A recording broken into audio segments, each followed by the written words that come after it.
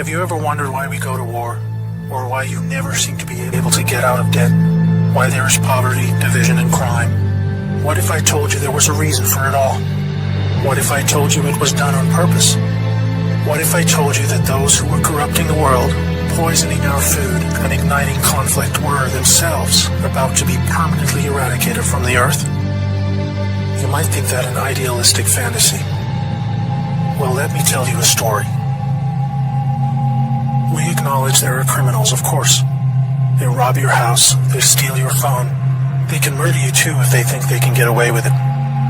We have all experienced criminals in one way or another. Criminals, as we know, are those who choose personal gain over the rights of others and have no regard for the law. But here is where you need to expand your thinking. Criminals can also succeed in business and politics and can be elected as our leaders. If a criminal became the president, imagine what they could achieve. They could use the full weight of their executive power to commit much larger crimes and ensure they and their friends were enriched to the fullest extent possible. A criminal president could create alliances with other criminal presidents and then collaborate on more global criminal activities. Anything goes. Drug running, human trafficking, whatever makes the big bucks. The 20th century was turbulent with war, economic disaster, famines, and displacement. We have always accepted these things as just human nature, and simply the way the world works. Something inevitable, and due to the weaknesses of human nature that drive us to these actions. This is where we were all tragically wrong. You are not a criminal. I'm not a criminal. So how can we just assume that it is human nature that is driving all this pain and misery? What if it wasn't human nature at all, and as a result of something more deliberate? We were taught that capitalism was the cause of a massive rich-poor divide and the reason for poverty, which in turn is the reason for war, crime, and starvation. Others were taught that communism, the system of equal wealth across all people, was really to blame for the mess. But you see, folks, it is none of these things. It is not our nature to fight and be racist. It is not in our nature to rob from others. What you must learn is that it was the criminals all along. Yes, they got power. More power than a criminal should ever have. They rose to the top of media companies that control our news and entertainment. They ascended to the top of the banking system, also to the Oval Office, to Brussels, to the Vatican, to the Crown. They crept in quietly. They became leaders of agricultural companies who have control over our food supply. Also big pharmaceutical companies, the ones we trust to help us when we're sick. Nobody stopped them, and they just recruited more criminals to help them. First, they accumulated the world's wealth. They invented a system of money called central banking, which lends money to governments with interest, placing countries into eternal debt. People's wealth got less. Their wealth got more. Much more. When a criminal is already as rich as they can get, then protecting their ill-gotten gains becomes the priority. Angry citizens tired of being poor are a major obstacle and can revolt if they suffer enough. The criminals needed to prevent this. So they diverted attention to the last remaining competitor, the people of the world. You and me. We were not happy being ruled by criminals and having to work 3 jobs just to survive. They know we won't accept it. So they use their control of the media to set black against white, woman against man, young against old, Muslim against Christian. They convinced us we were the problem so that we would fight and destroy ourselves. To get it done faster, they attacked all aspects of humanity that make us strong. Like family. Using their influence over culture, they popularized lifestyle choices that led to a surge in broken homes, lost youth, and substance abuse. I could talk all day about how else they deliberately weakened us and it would turn your stomach. We were just trying to get on with living. So where are all the good guys? Good people just want to get married, have kids, make a living, and enjoy their liberty. Well, there were good guys. Many. One became the President of the United States in January 1961. He knew about these criminals and wanted them gone. He knew their intentions for us all and he wanted to fight them. Sadly, he had no idea how powerful they had become. Reagan also had good intentions for the American people. He knew this criminal mafia controlled almost everything by the stage, including the powerful rogue intelligence agencies. His economic policies were promising, but the criminals needed a weak America to hold on to their power. Reagan was shown with a bullet that a growing U.S. economy and prosperous citizens were not what the criminals wanted. It was looking pretty grim for good people. Every time someone wanted to stand up and do the right thing, they got stopped. Were we ever to be freed? These criminals are also known as the Deep State, or Cabal, because of how they control things behind the scenes. Every president after Reagan was one of these Deep State criminals, and their empire got even stronger. With each bad president came new depths America and the world would sink. The world collapsed into darkness. Do you need me to tell you how? Destroyed factories, declining job numbers, sicker people, opioids, destruction of Iraq, Syria, and Yemen with pointless war, displacement of people into Europe, ISIS, terrorism, collapsed governments, poverty, and genocide. Total misery. Do you think that was inevitable? Hell no. Well, here is where things start to take a new turn. When the full picture comes to be known, it will forever be regarded as the greatest story ever told. Well, here is the top line. Some good people still held positions of power. They valued humanity and the rule of law.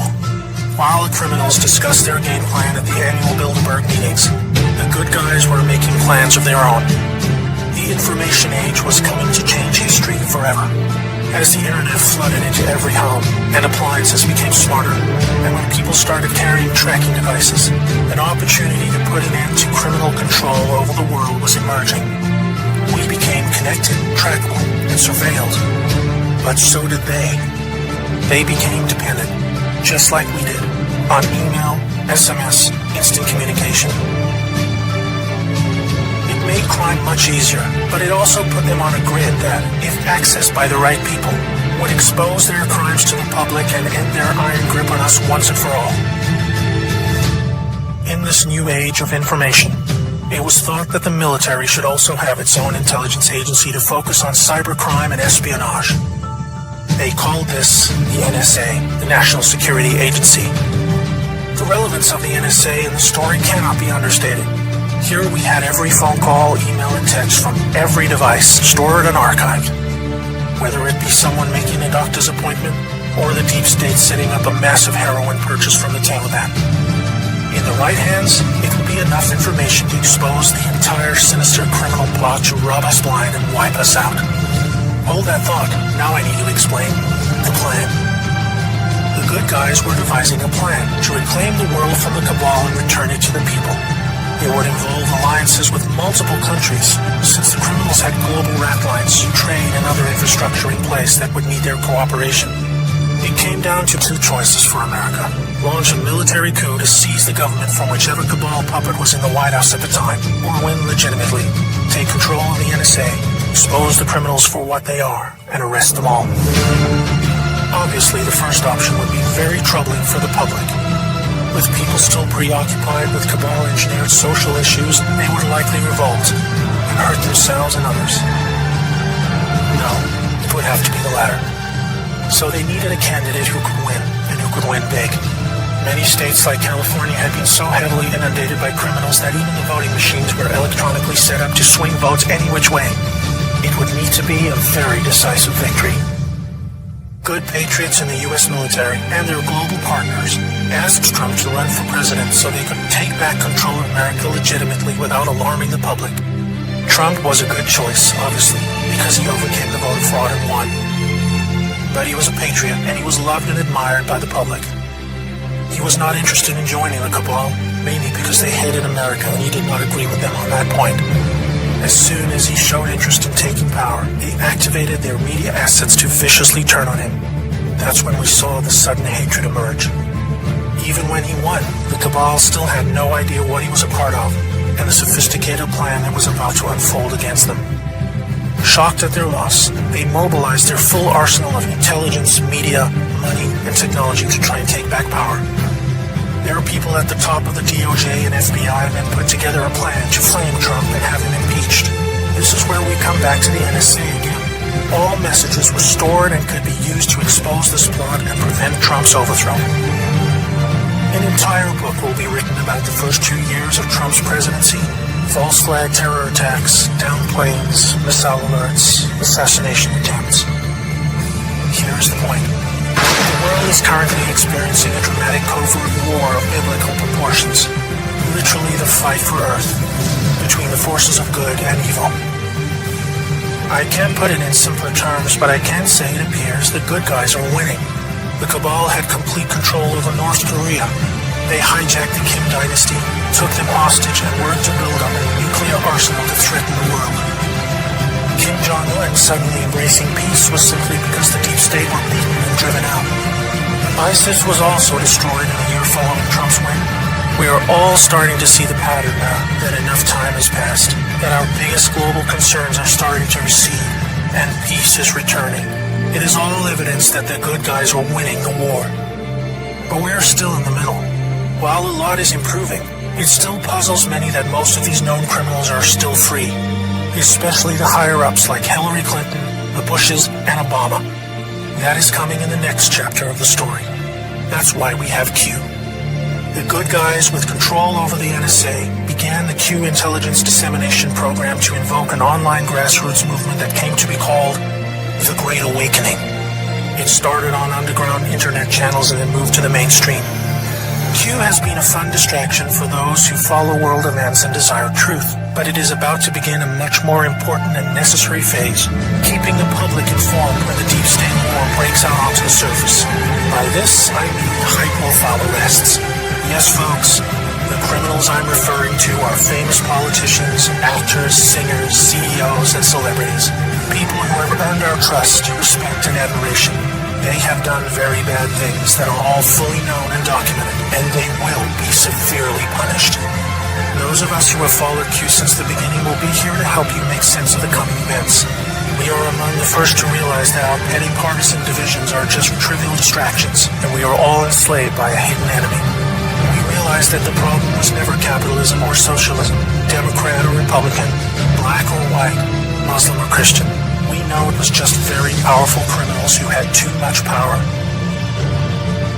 Fellow slaves, it's time to buckle your seatbelt, recognize your true enemy, and embrace a new future that we all owe to the brave patriots who risked their lives to achieve this victory against the greatest force of evil the world has ever known. May God bless America.